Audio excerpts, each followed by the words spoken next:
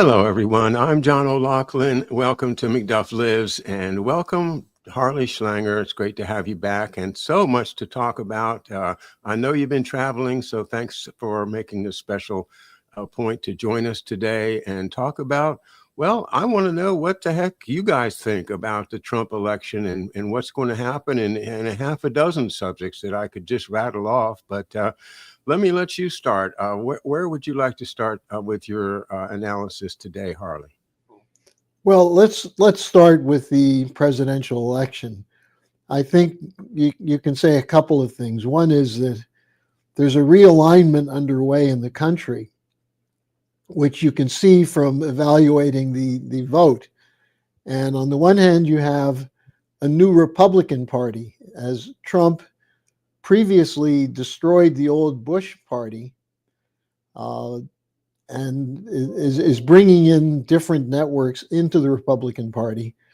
The Democratic Party has killed itself.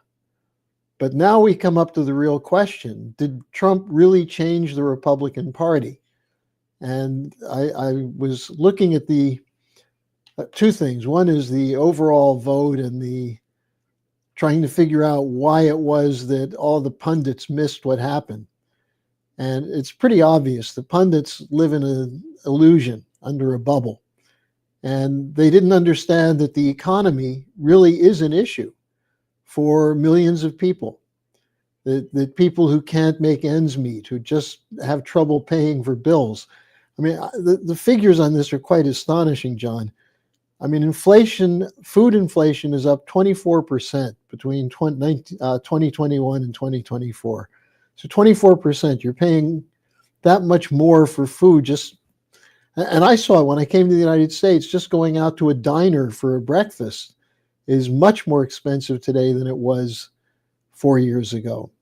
So now when food goes up and people get panicked and decide they want to vote for the other party, does that mean that they've suddenly become a racist or a homophobe or some other nasty connotation, which is the way the media played it?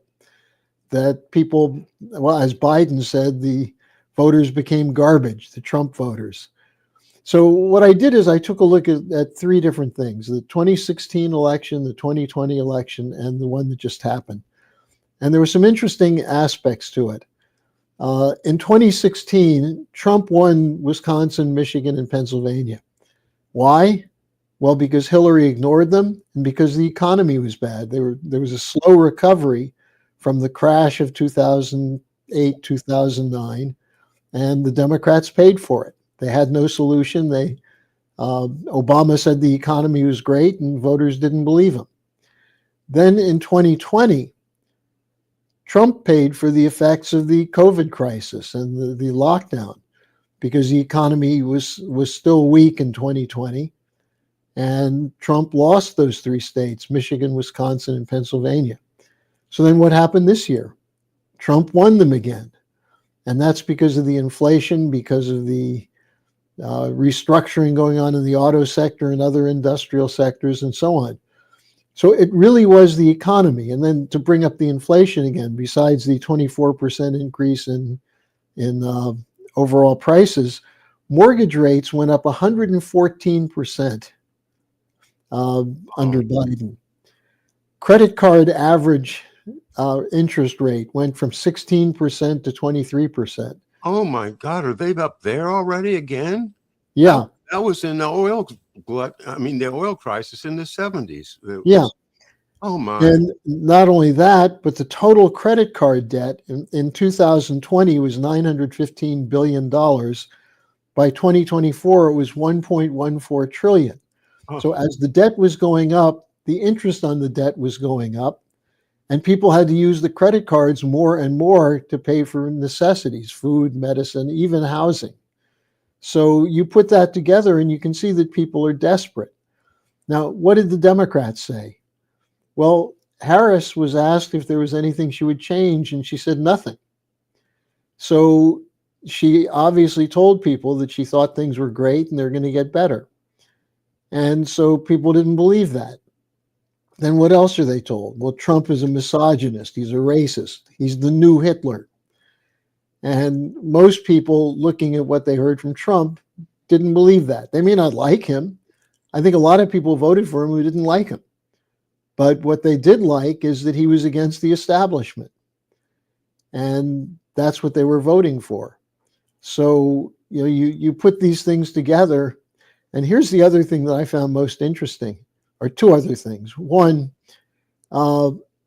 in 2020, Trump had 74 million votes. In 2024, 74 million votes. So his vote total didn't really change much. So a little bit more than that, but not much more. In 2020, Biden got 81 million votes, and Harris got 71 million. Now, what does that show? Well, first of all, it does raise an interesting question. How did Biden get so many votes?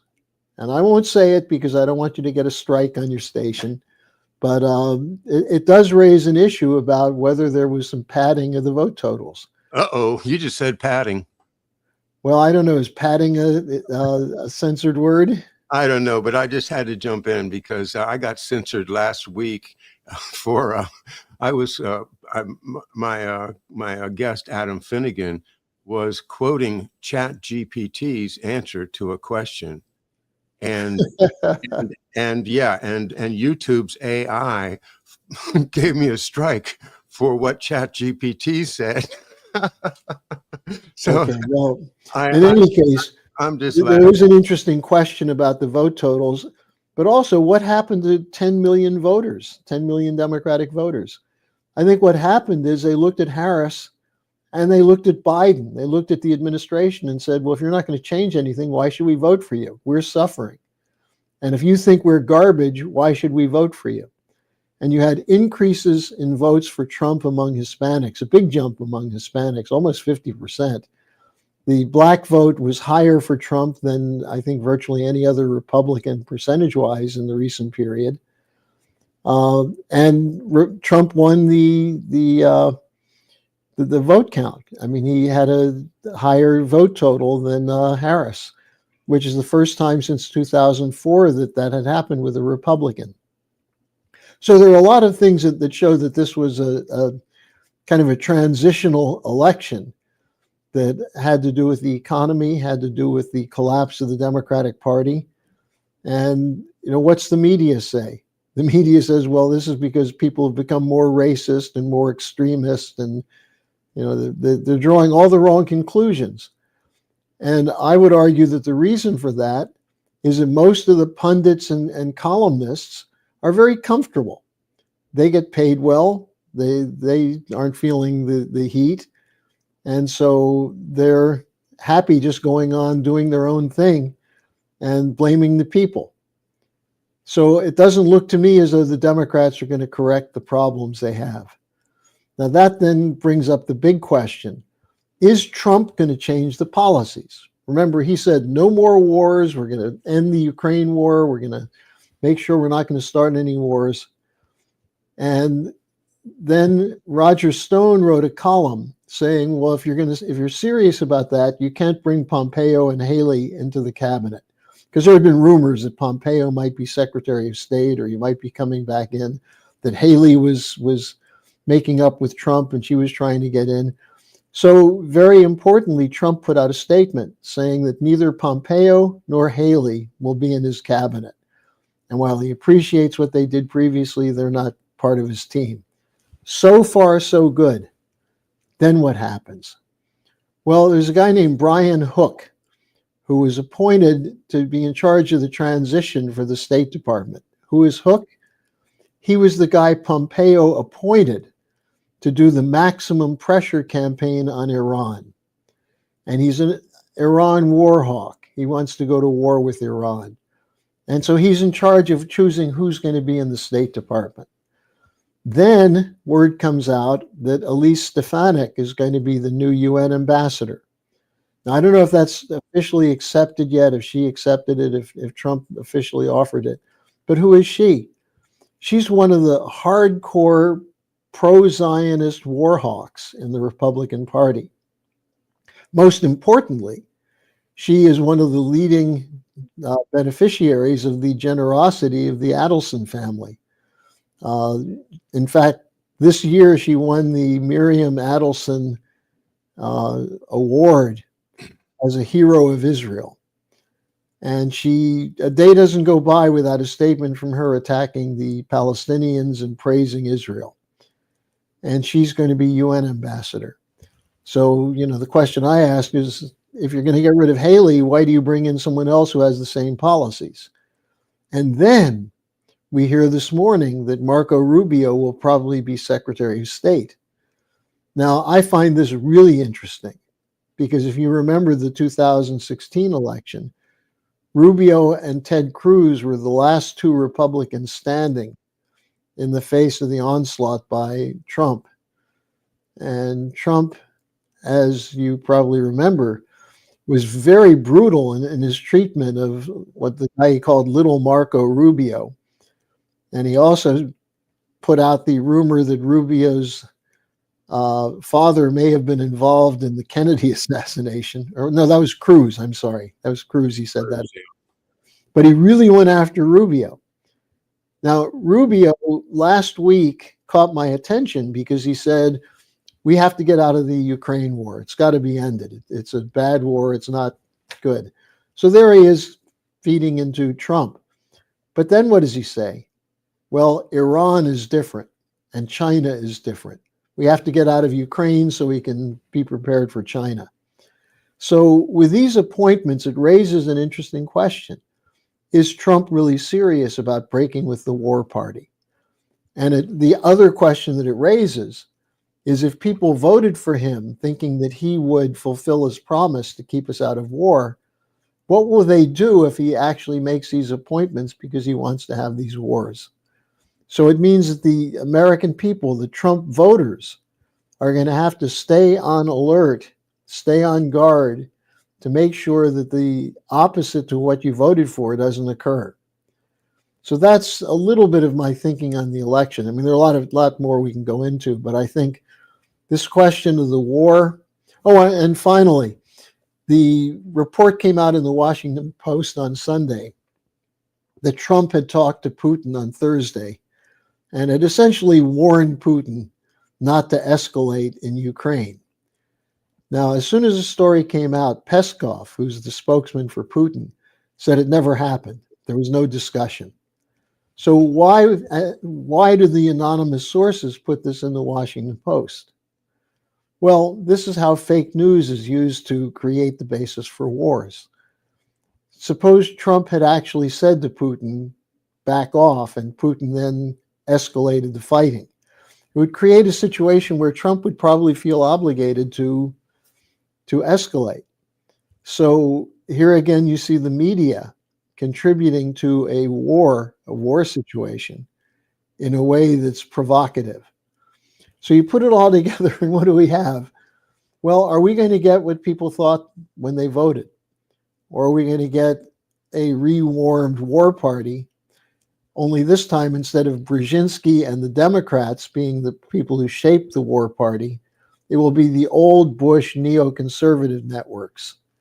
And so that's the question. And that's why it's so important that our listeners, the people who listen to us and read our publications, recognize that it's up to the citizens to take foreign policy out of the hands of these cartels and these oligarchs who currently control it.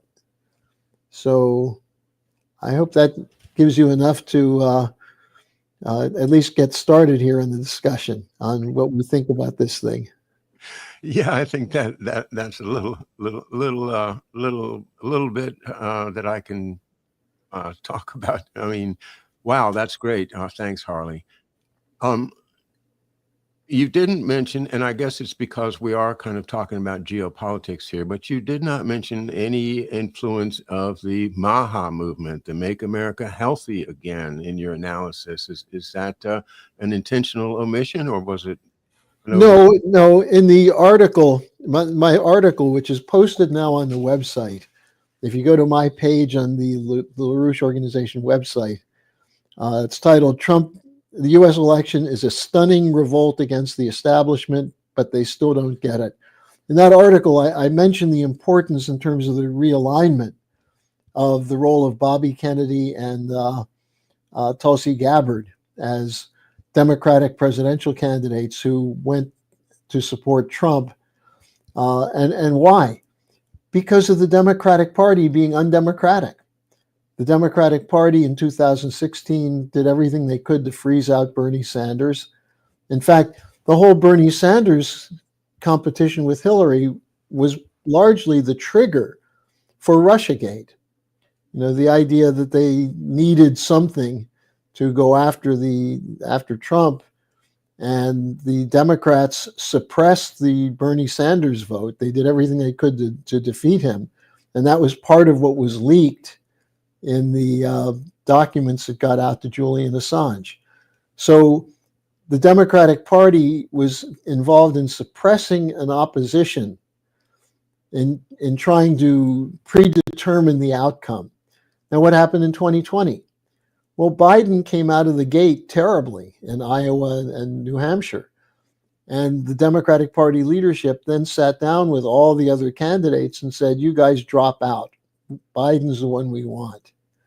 And most of them did drop out. And Biden ended up getting the nomination, in a sense, by default. So then what happened this time? Did they learn anything from these two previous occasions? No, they forced Biden out. And if they were really serious about recognizing Biden's mental disability, they should have taken him out much earlier. I mean, how do you have someone who's not capable to run for president, who's actually serving as president, making the decisions? And so, the question then came up, what did they do to replace him? They brought in Harris. They waited till after the primaries were over. They froze out Bobby Kennedy. They didn't include Kennedy or Gabbard in any of the primaries. They said they wouldn't count their votes. And then, as a natural occurrence, a lot of Democrats went out and voted. How many of them voted for Harris in the primary? None, because she wasn't on the ballot. Then all of a sudden she gets the nomination. She's untested. She wasn't really, she quit. You remember, John, in 2020, she dropped out before the first primary. So it wasn't surprising that she was somewhat intimidated by talking to the press. So they put her up against Trump and were perfectly willing to see her wilt and fold. So what happens when she runs for president? She can't answer the simplest questions. What would you do differently from this administration? I can't think of a single thing. So then why did you participate in the coup against Biden if you're going to do the same thing Biden would do? So you see that what they presented to the American people was one of the least compelling arguments for voting for a candidate that I've ever seen. And so a lot of people didn't vote for her. And that's why the Democratic vote was so much lower this time than it was 4 years ago. About a month or so ago, I did a couple of shows on the issue of the Doge, DOGE, which is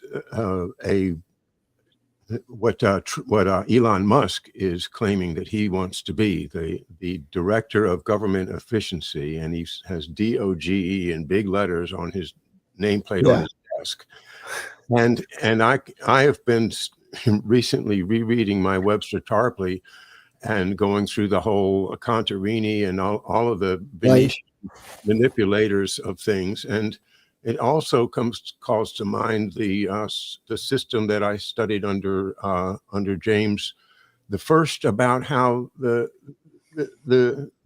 departments of government, like being the sheriff or being the tax collector or doing this or that, were basically bought and paid for.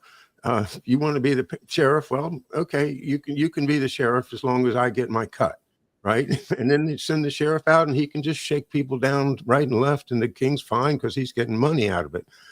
And that kind of an arrangement, which I think is typified by the Venetian system, that the doges would be, there'd be a doge at the top, but all he is a figurehead that kind of calls balls and strikes from time to time and does ceremonial things.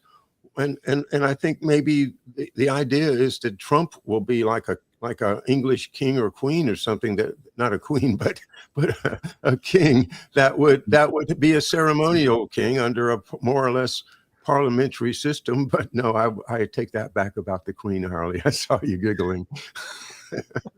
um, there's been enough characterizations of Donald Trump to not to have to add that one into our collective unconscious. But that idea of oh no, we've just walked into the trap. Now Trump is going to sit on the top. He's going to have his great speeches, and he's a terrific. I mean, he's a great speaker. He really draws people in. But behind him will be Elon Musk dealing the cards, saying, okay, you get this, you get this, you get this, and that is such a regression in government, back to the Middle Ages, that I just see this, which you painted in the first 20 minutes of the show, looks very, very much like that. Yeah, okay, well, yeah, Gaza, well, geez, those Palestinians just won't get out of the way, will they? Well, what are we going to do? I'll just get it over with, Netanyahu, says Donald Trump. Where is the voice in this country for the people of Gaza? I don't, other than Code Pink and some people on the internet, who's standing up for them, and why in the hell is the Democratic Party not part of the peace movement? Yeah. Well, that's exactly the point, that the Democratic Party has become a party of war. Yeah. And for what purpose? Well, if in a certain sense, it's not a thoughtful position to take, because people are being destroyed. They're being blown to bits. The idea that it's legitimate self-defense to go out and kill 12,000 children under the age of 6. How is that legitimate defense? And the argument from Smotrich and Ben-Gvir and the other Israeli extremists is that, well, they're under the control of Hamas, and Hamas is breeding them to fight against Israel. Well, that still doesn't justify mass murder, does it? Apparently it does. I mean, this is the psychological aspect of our world today, that there are these mass psychoses, and other people talk about these mass psychoses, and it appears that there's one created around Netanyahu's version of Zionism, that people are willing to say, yeah, I mean, the only, yeah, let's go kill babies. And there's these crazy hooligans in Amsterdam, and all the disgusting and unbelievable inhumanity of what people will say. It also reminds me of the radical feminists in this country, some of whom have come out saying, we're going to take action, and they're convinced, that anybody that doesn't toe their line is expendable. That's right.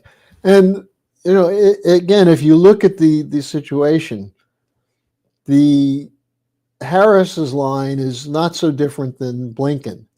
I mean, it just came out today. Remember, it was a month ago that the State Department said that Blinken and Lloyd Austin sent a letter to Israel saying that you have 30 days to stop the inhumanitarian slaughter of people in Gaza.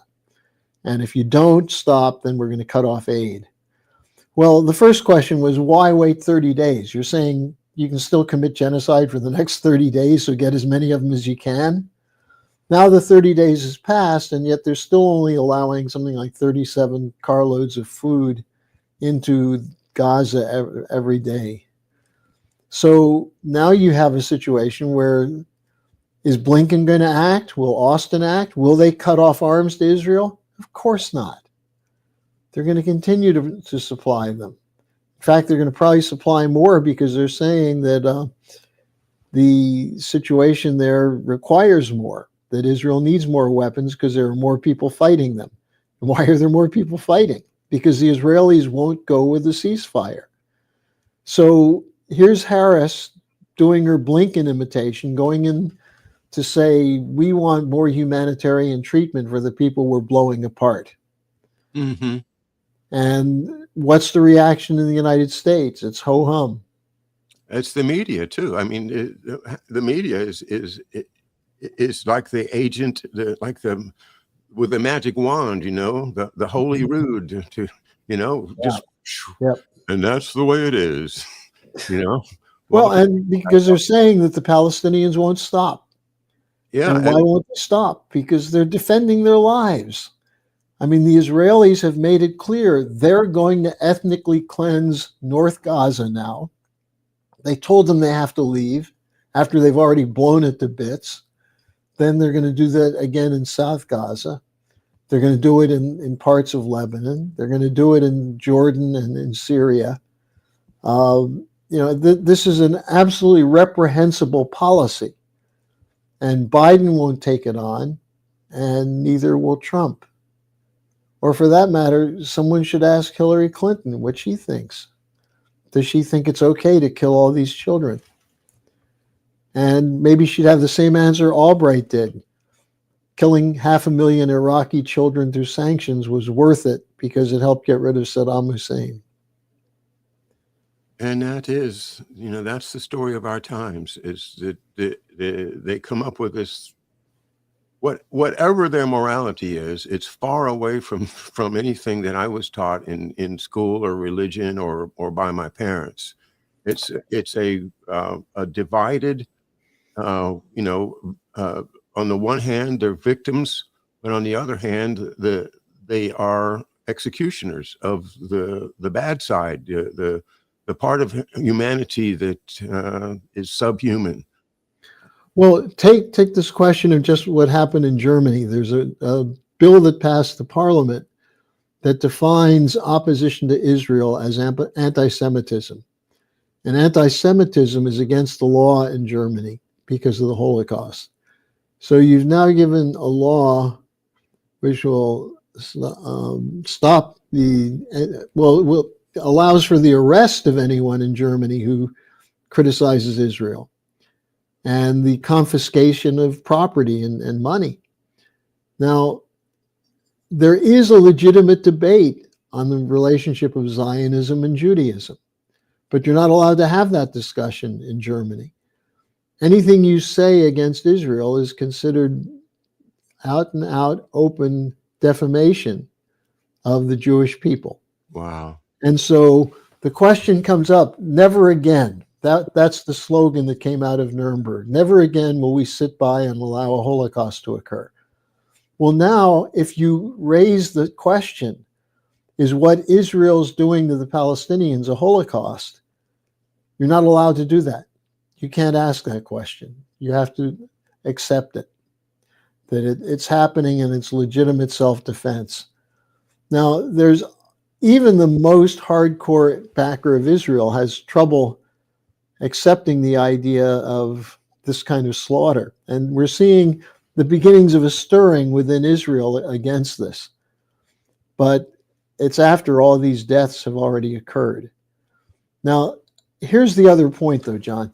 You could have a ceasefire overnight in Israel if you told the Israelis no more weapons for you, no more support for you at the United Nations. And if that's what Biden didn't do, and that's what Harris didn't say she would do, is that what Trump will do? Will he say we're going to stop the killing? And we'll see that. I think he's planning on Tuesday of next week, an afternoon seminar where he'll take up these questions, not a seminar, an afternoon of discussion. I mean, the media is complicit in this also, because it's allowing the censorship of what's happening. Yeah. And it's not as though people don't know it. We see it every day from social media that comes out of the region. We see the children that are killed. We see these things. Where's the conscience of the American people? And you mentioned Code Pink. Well, some of them are at least trying to raise the question. And my associates, people like Jose Vega, who you know, and Diane Sayre, are bringing this up. We had a conference on the 26th of October in New York City, which was an extraordinary conference. We had Scott Ritter there, we had Jimmy Dore, we had Colonel Lawrence Wilkerson, Garland Nixon, the Do Dissonants were there. Helga Zeppler spoke, I spoke. We had about 300 something people in the room. But where was the New York Times? Where were the newspapers? These were not unimportant people who spoke.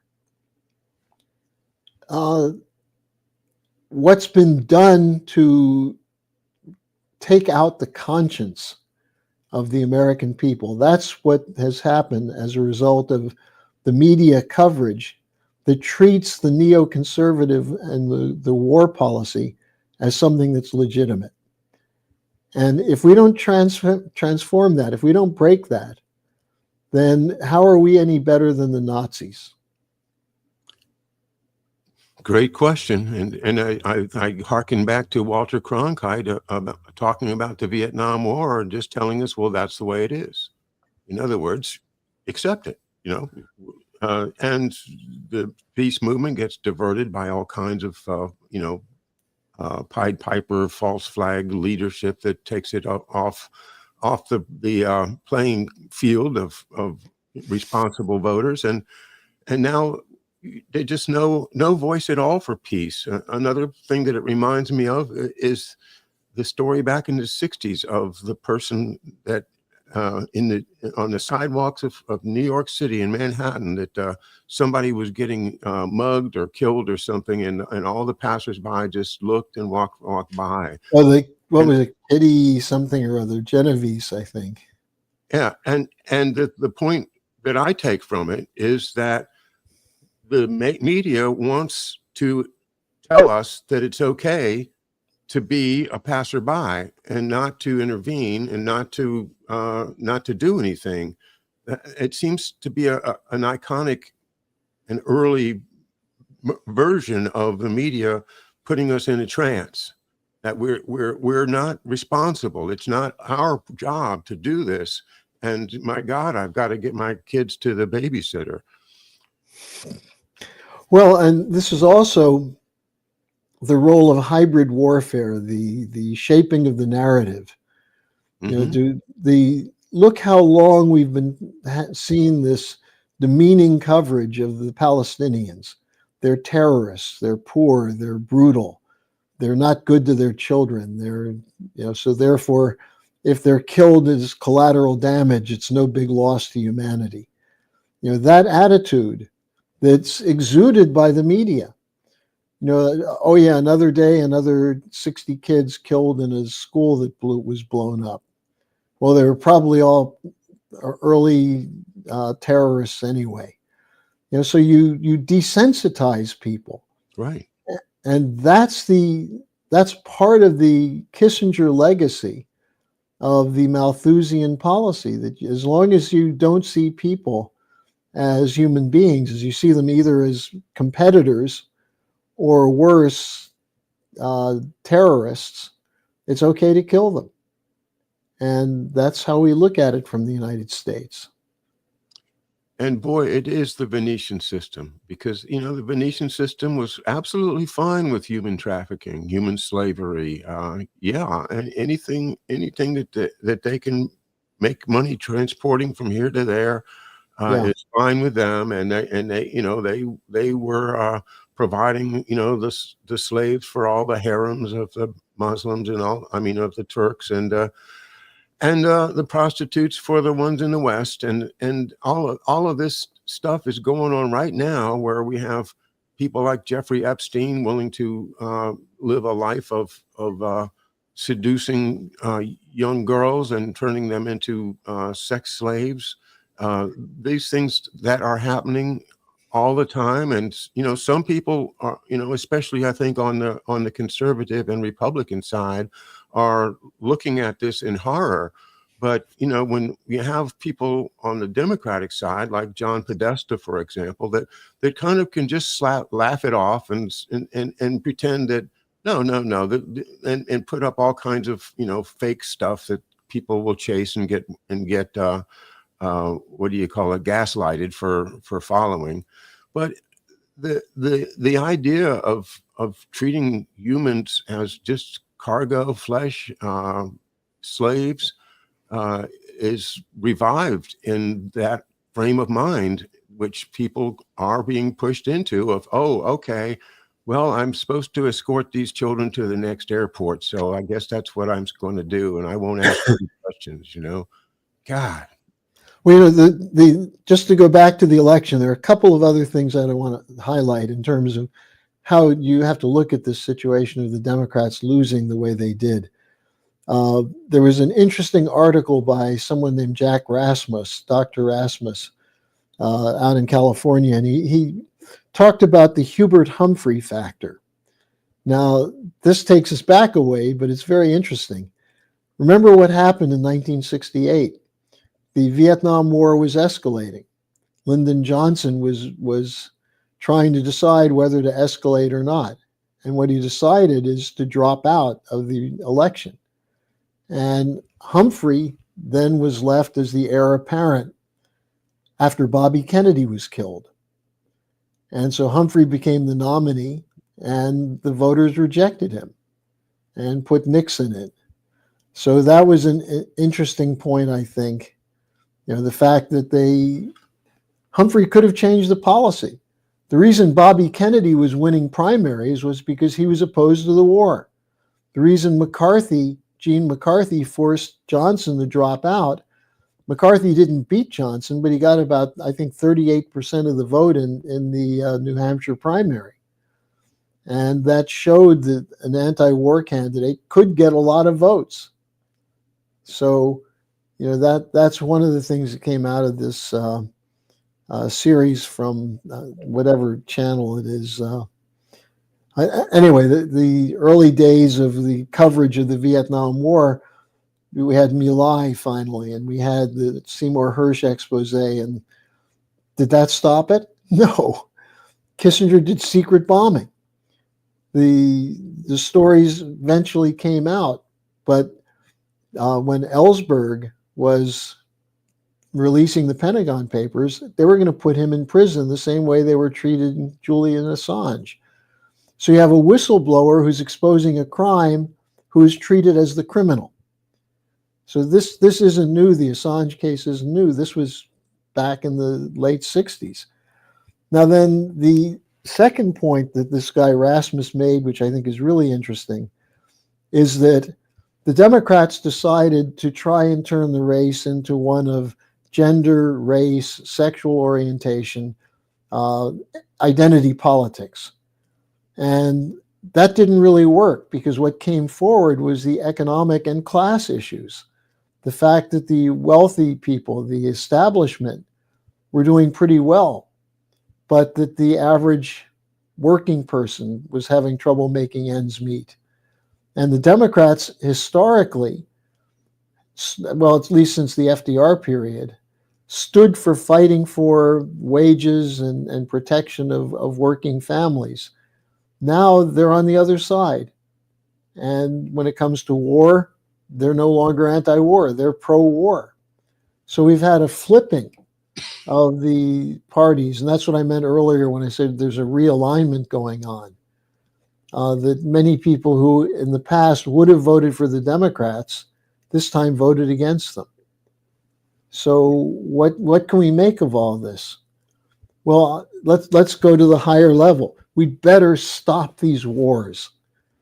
Now, meantime, John, did you get a chance to see any of the coverage of the Valdai Club, Putin's address, his various addresses at the Valdai Club? No, I'm afraid I didn't, Harley. Well, this came after the BRICS conference. And at the BRICS conference, Putin laid out a fairly convincing argument for a significant transformation to the financial system. And then he followed it up at the Valdai Club, where he essentially said, look, we're not against the West. We don't want to see the West collapse. We want them to cooperate with us because what are we for? We're for improving the living standards of all people. And he made a very compelling argument for what essentially LaRouche would call physical economy. And this, most of this isn't getting covered in the United States. You can't really read about it in the newspapers, but it is getting out to people that there is something new going on with the BRICS, that they're moving against the existing financial system.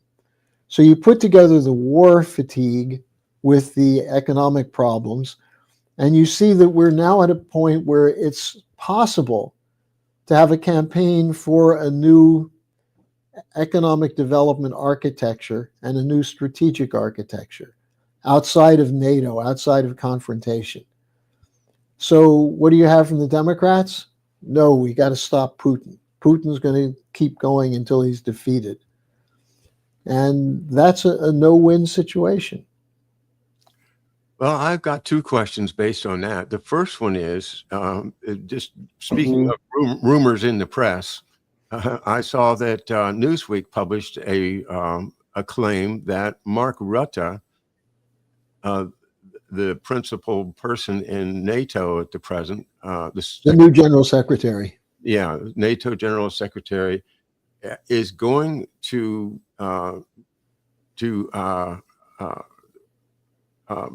exclude the United States from NATO if Trump continues winding down the war in Ukraine.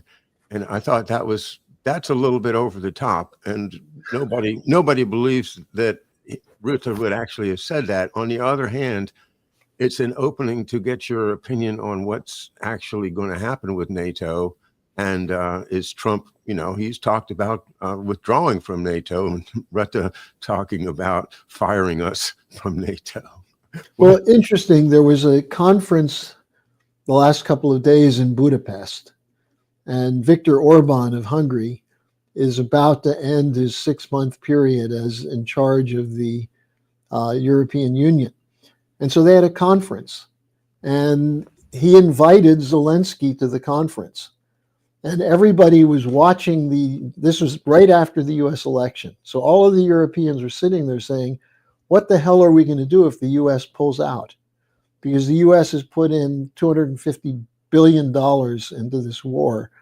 And Europe as a whole has put in maybe 40 billion, 30 billion, even less than that. So what happens if the US pulls out? What are we going to do?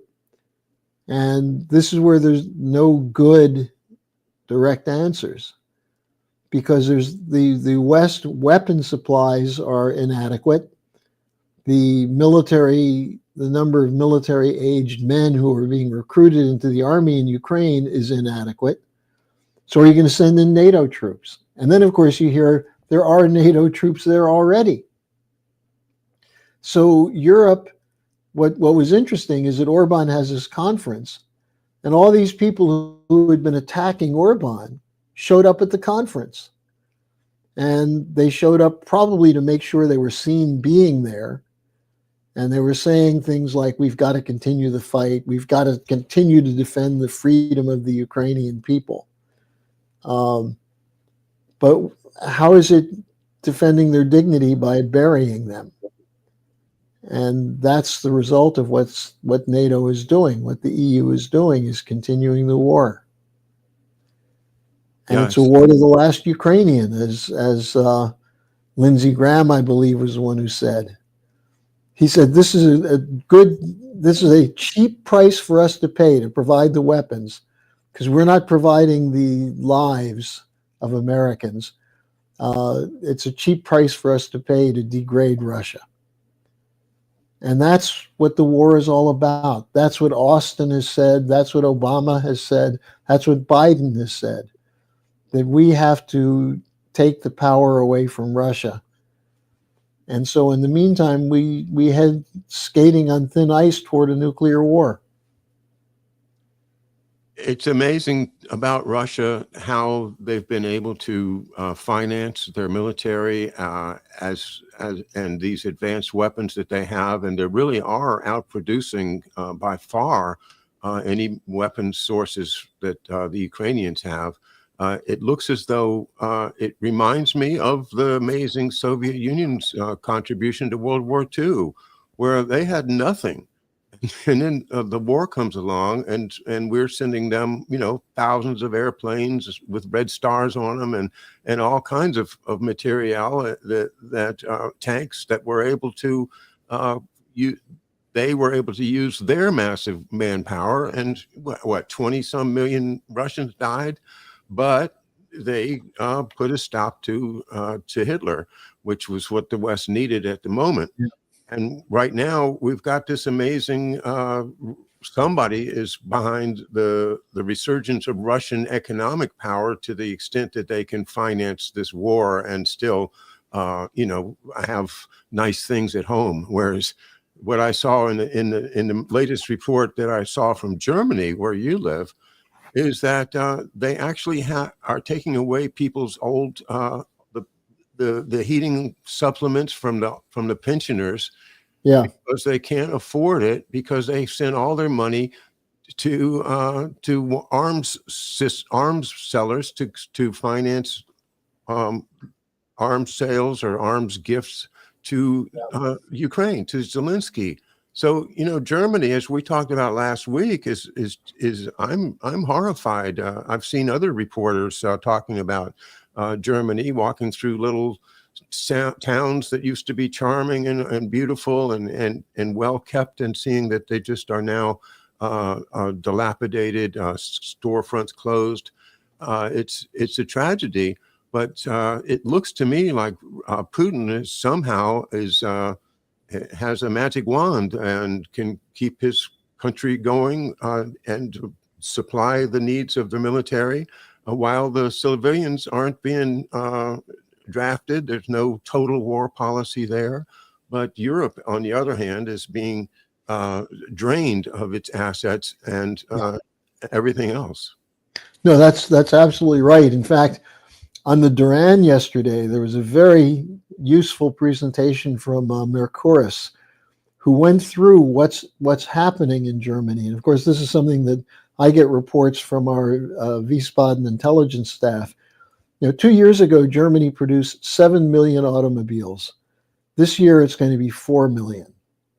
Now, the auto industry is the heart of the German economy, and it's the combustion engine. They were convinced by the Greens and by the sanctions policy, the inability to get the cheap oil and gas, they were convinced they had to shift to electric vehicles. Well, Volkswagen, which is a fairly good company when it comes to engineering and production, couldn't compete with China. And as a result, it's producing cars that are too expensive, and that you don't have the surplus electricity that can be provided to recharge all the batteries. So the electric car industry is costing Volkswagen its life. I mean, they're possibly going to close 2 or 3 plants, including the big one in Wolfsburg. And what does this mean? The spinoff, this loss of employment could hit 250,000 people from the auto industry. And that includes not merely industrial workers, but people who clean houses, people who are repairmen, who are working in water management. Then you had, actually, I've left out the lead. I've buried the lead. The lead is the German government collapsed last week. Right. Yeah, I was going to raise that point too. Yeah. I mean, what happened is that Lindner, who's an Austrian school free market guy, who's the economics minister or the finance minister, can't come up with enough money to have a balanced budget. And Germany has a mandated balanced budget. And so what he said is that we can't keep the war going. We have to cut other areas of the budget to come up with the money for the war. No, what are you going to do? How can you cut the war budget? Well, what happened is that Schultz, I think, was inclined to agree with him, the Social Democrats. But Lindner instead said, no, we're going to cut education, we're going to cut healthcare, we're going to cut other areas, because we have to have the balanced budget. We have to have the money for the war. And then you have the Greens, who were created initially in the 80s against this militarization, who are saying, no, we have to have it, so we have to go into deficit spending. So the coalition collapsed. Schultz fired Lindner. Now you have two parties instead of three. Now the Free Democrats were collapsing anyway. They got less than 5% of the vote in two of the last three state elections, which meant they're not in state parliaments. You have to get 5% of the vote to have someone in a parliament. So they're being allowed to die. But Lindner says, no, we're not going to die. We're going to find another partner. So there's talk now of a no confidence vote because Schultz no longer has anything close to a majority. They are going to, sometime in December, decide whether there are going to be new elections, and the new elections might be in March. Now, with the Social Democrat vote collapsing, the Green vote collapsing, the Free Democrats collapsing, they're at about 22% of the population, the three parties. How do you form a government with that? So now you see coming in the horizon the Christian Democrats and Friedrich Merz, who's the head of the Christian Democrats. Now, who's Friedrich Merz? BlackRock. He's the European director of BlackRock. He's the head of the Christian Democrats. And what he's saying is, we have to keep the war going. Yeah. And he said, we should be producing the Taurus missiles, the long-range missiles that Ukraine needs. So and it's also the Social Democrats, because they kicked Lindner's party out of the coalition. What are you going to have? A grand coalition of the Social Democrats and the Christian Democrats? Or will the Christian Democrats form an alliance with the Greens? Whatever you come up with, it's going to be unpopular. It's not even going to reach 40%. So how is Germany going to continue its obligations for money for immigration, money for these other things? They're not going to be able to do it. I just saw that question on Schroeder. Gerhard Schroeder is the former Social Democratic chancellor. He's not from Schroeder Bank. And he was working with the Russians after he was left office to make sure. And why did he go to work for the Russians? To make sure Germany had a flow of cheap energy. Why is it so terrible if Germany can get cheaper energy from Russia? Why is it so terrible if they do it? And Trump is now bragging that he's responsible for the collapse of the Nord Stream pipeline. Trump is? Yeah.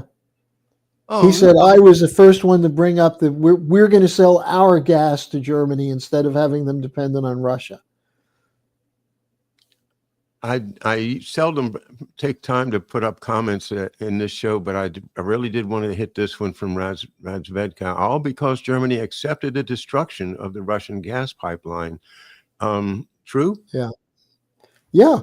Look, Schultz was standing next to Biden when Biden said, and this was before the special military operation was launched, Biden said, if Russia sends any troops into Germany, the Nord Stream pipeline is finished. And then Victoria Nuland said the same thing. Did Schultz say, well, wait a second, that's our pipeline. That's our lifeline. No, they accepted it. They initially accepted the shutdown, that it wouldn't be open, and then they accepted that it was blown up. They didn't demand an investigation. They left it in the hands of the probably culpable parties. So this is an example of Germany having no sovereignty. And unfortunately, that's still the case. They haven't fought to get the pipeline restored.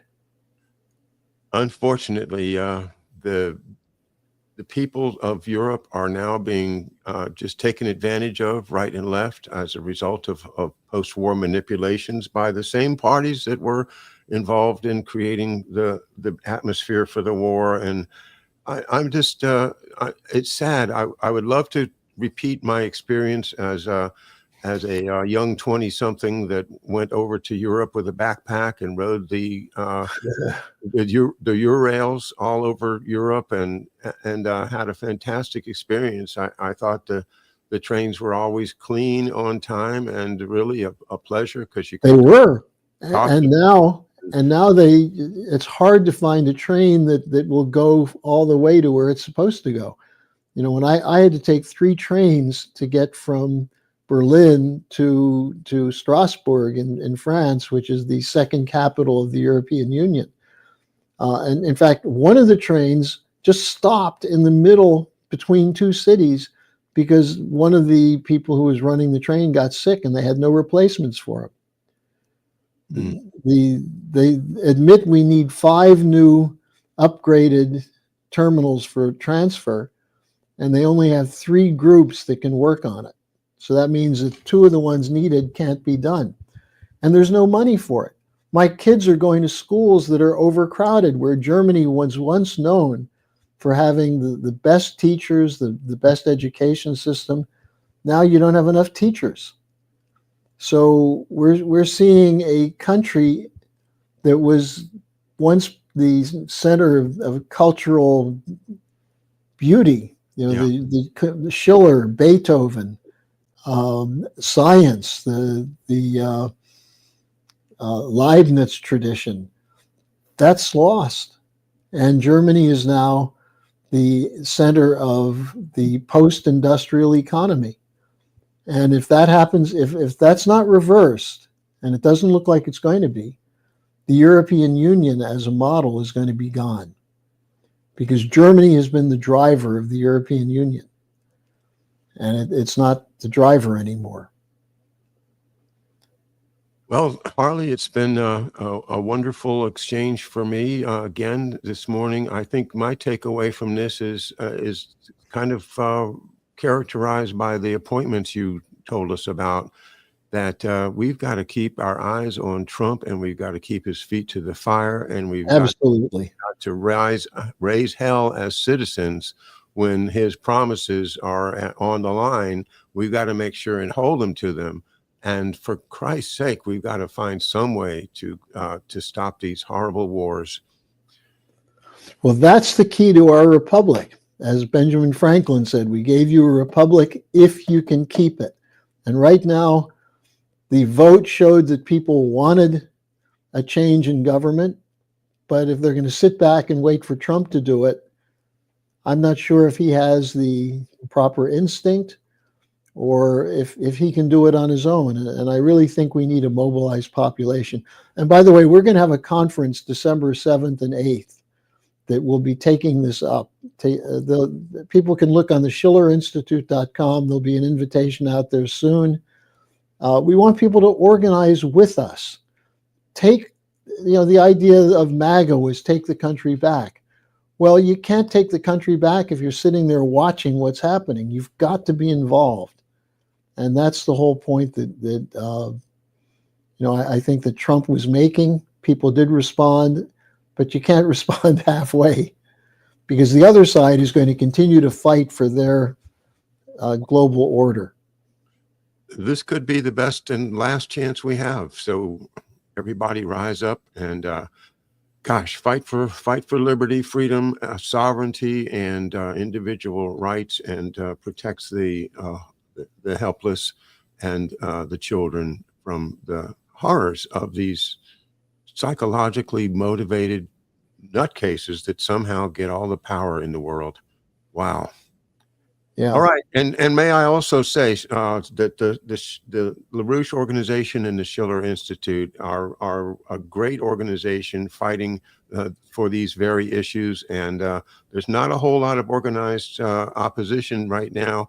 So I urge folks to take up Harley's challenge, join the December 7th program, and get in touch with Harley directly at his Gmail for more information. That's our Harley. Harley, you want to give your Gmail? Yeah, it's Harley SCH. That's HARLEY SCH @gmail.com. It's fairly simple. All right. Thanks again, Harley. Thanks, everyone. Bye-bye. Thank you, John.